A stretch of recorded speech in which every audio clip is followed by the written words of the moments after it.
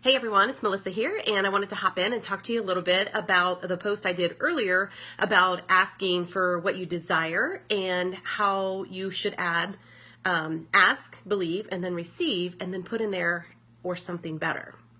So what I learned along my journey is sometimes we ask for things, but we don't really know consciously that we have asked for them. One of the big ones I think most people don't realize is when they talk about their weight, when they always talk about I weigh too much, I eat too much, I'm too heavy, I'm too fat, my clothes don't fit. Like all of that is being heard and your body says, okay, your wish is my command. So shifting out of that is a matter of, changing your story, change the looping of that story. You might even be adding, I've dealt with my weight all my life, right? So it continues to play out that same story. So focusing more on being healthy is what could serve you if it's around being, weight loss or wanting to be a perfect ideal weight or feel comfortable in your own skin. There's those kind of affirmations that can make you feel better and not continue the heaviness of putting on more weight or seeing the fat, whatever it might be there. So when we were kids, right? When I thought of like how we created our Christmas list. Like we put on there, we want the dollhouse, we want the Barbies, we want the cooking set, we want the coloring books, the earrings, whatever it may have been. We added that list and we believed, right? We asked for it and we believed that we would receive those gifts or something better. And hopefully everyone did receive at least one of the major gifts that was on your list that would offset any of the other items that maybe you didn't receive for that year. Pretty clever how Santa can do that sometimes, right? But what I wanted you to feel when I told you that story is when you were a child, how you could ask for things and you trusted and believed that they were coming to you.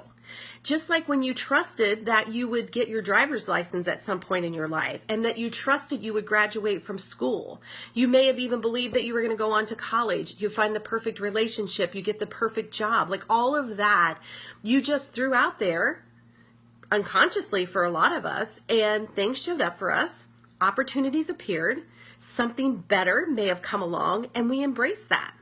So what made you stop?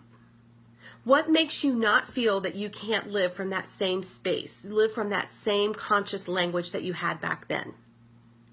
And I know you're probably saying, oh, Melissa, this is a bunch of bull. I can't, I've been trying to get a better job for the past 10 years. Right? You probably still are, because that attitude will keep you in that job.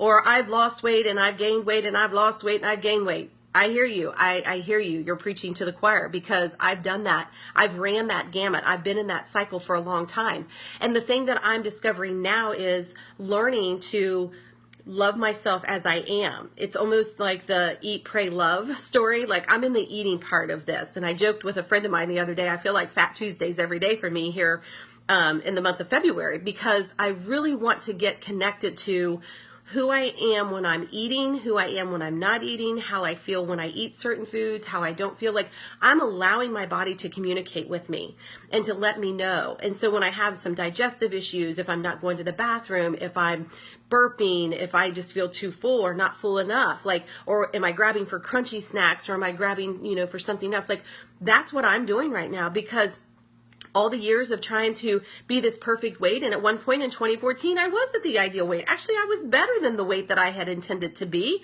and wearing a size that I never dreamed I would wear. But what happened was the old ways came back. The old beliefs, the old stories came back. And so I'm stopping the insanity of this time. And when I asked, what could I do differently? The message I received was, get to know yourself better than anyone else knows you. Better than any diet plan, better than any health coach, better than anyone that can say you eat this because. Know yourself and decide, why do I reach for food when I'm stressed out?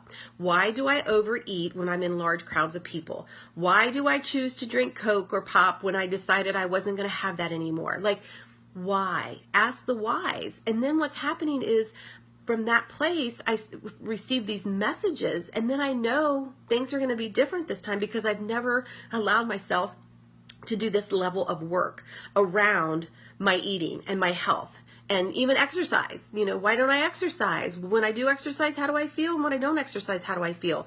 I'm just kind of taking a mental note of it. I'm just tallying information, because that gives me permission to be more kind, more gentle, more loving. And what I'm noticing is it all comes back to loving thyself. When we truly can fall in love with ourselves, then when we start to pursue whatever it may be with relationships, careers, health, anything that we want to get involved in, we can do that from a place of love, and love attracts more love. All right, so that's my story for today.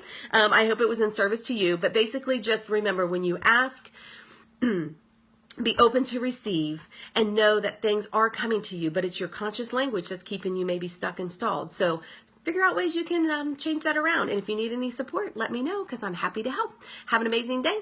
Much love.